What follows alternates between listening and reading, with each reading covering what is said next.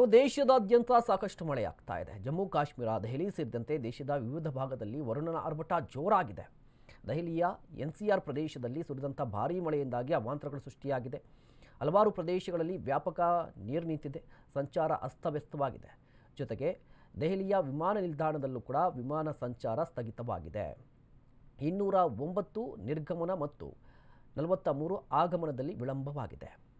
ಇದರ ಜೊತೆಗೆ ಮಧುರಾ ರಸ್ತೆ, ವಿಕಾಸ್ ಮಾರ್ಗ, SITB, ಗೀತಾ ಕಾಲೋನಿ ಮತ್ತು ರಾಜಾರಾಮ್ ಕೊಹ್ಲಿ ಮಾರ್ಗ ಸೇರಿದಂತೆ ಪ್ರಮುಖ ರಸ್ತೆಗಳಲ್ಲಿ ನೀರು ನಿಂತಿದೆ. ಜನರು ಕೂಡ ಪರದಾಟವನ್ನು ನಡೆಸ್ತಾ ಇದ್ದಾರೆ.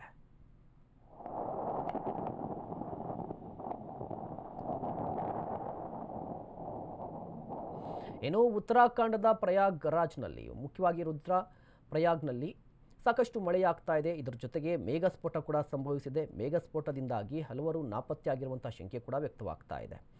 ದೌವಾಲ್ ಪ್ರದೇಶದಲ್ಲಿ ಅವಾಂತರಗಳು ಸೃಷ್ಟಿಯಾಗಿವೆ.